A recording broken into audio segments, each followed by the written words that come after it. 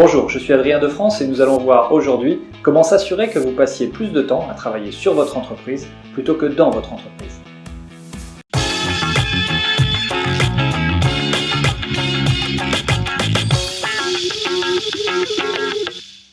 Une problématique commune d'un bon nombre de dirigeants est qu'ils passent énormément de temps à travailler dans leur entreprise. Et même s'ils savent qu'il est nécessaire aussi de travailler sur leur entreprise, son développement, sa stratégie, ils sont surbookés pour ça. Il est souvent trop tard, il y a toujours un dossier plus important, un devis plus urgent. Finalement, c'est pour cela que le poste de dirigeant se retrouve la plupart du temps vacant.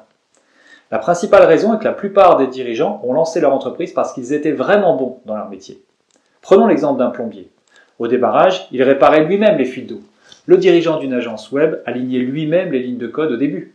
Un avocat traitait lui-même tous les dossiers en entier les premières années. Et donc, parce que vous disposez des compétences, vous vous sentez obligé d'effectuer le travail, de pratiquer le métier une large partie de vos journées.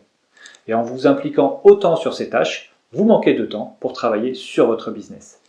Il est donc temps que le poste de dirigeant soit à nouveau pourvu dans votre entreprise et vous êtes le candidat idéal pour y postuler. C'est une transition difficile à réaliser, mais il est très important que vous le fassiez si vous souhaitez vraiment passer à l'étape suivante. En fait, ce qui serait idéal, c'est que le plombier dirige le cabinet d'avocats et que l'avocat prenne la direction de l'entreprise de plomberie. Car ainsi, il n'aurait pas les qualifications pour travailler dans l'entreprise et elle disposerait alors d'une personne à temps plein pour prendre la casquette de dirigeant. Alors la première étape pour réussir à vous sortir des activités quotidiennes de l'entreprise, c'est d'en prendre la décision. Quelqu'un a dit un jour, on peut toujours dépenser de l'argent, car on peut toujours en gagner à nouveau. Mais quand on dépense son temps, il est parti pour toujours. En réalisant que le temps est une ressource non renouvelable, vous allez maintenant pouvoir penser les choses différemment. En l'occurrence, en imaginant que vous travaillez davantage sur votre entreprise, j'aimerais vous poser cette question. Est-ce qu'elle ne fonctionnerait pas mieux ainsi? Est-ce que vous-même ne seriez pas plus serein et n'auriez-vous pas un meilleur style de vie? Je peux vous garantir que la réponse à cette question est oui. Car en travaillant davantage sur votre entreprise, vous allez vous assurer de meilleurs résultats, vous allez travailler moins et la vie va devenir nettement plus agréable. Tant que vous travaillerez majoritairement dans votre entreprise et que vous serez celui qui éteint tous les feux, que vous serez au four et au moulin, en direct avec les clients qui vous appelleront, que vous serez un nœud pour votre entreprise, il vous sera également difficile de prendre des vacances. Le portrait que je vous dépeins est peut-être quelque chose qui vous est familier, voici donc un moyen d'enrayer cette spirale. Prenez un stylo et une feuille de papier ou construisez-vous un petit tableau et faites la liste chaque jour, toutes les 30 minutes, des tâches que vous accomplissez. Après 2 semaines, faites-en la revue et décidez de ce que vous n'avez réellement pas besoin de faire directement. Focalisez-vous pour ça sur les tâches pour lesquelles vous n'avez pas de réelle valeur ajoutée, celles qui prennent beaucoup de temps et celles que vous n'aimez pas faire. Par exemple, imaginons que vous soyez obligé de faire la facturation vous-même le soir. Est-ce une tâche que vous devez vraiment accomplir vous-même? Ou est-ce quelque chose que vous pourriez facilement déléguer ou externaliser?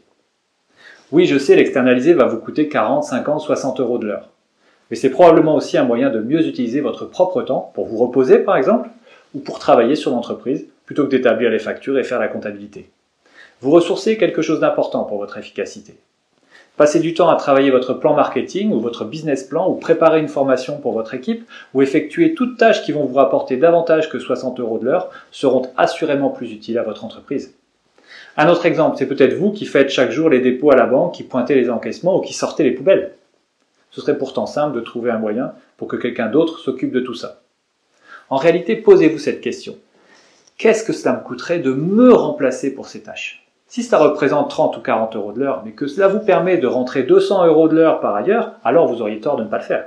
Car cela va fluidifier beaucoup de choses dans l'entreprise pour davantage de rentabilité. Vous avez donc 2 semaines pour mettre par écrit toutes les demi-heures ce que vous venez de faire. Au bout de cette période, jetez un œil à ce que vous pouvez déléguer, ce que vous pouvez externaliser, ce pourquoi vous pourriez recruter quelqu'un, et vous allez alors reprendre le contrôle de votre temps pour l'allouer différemment. Ça ne veut pas dire que vous ne travaillerez plus du tout dans votre entreprise.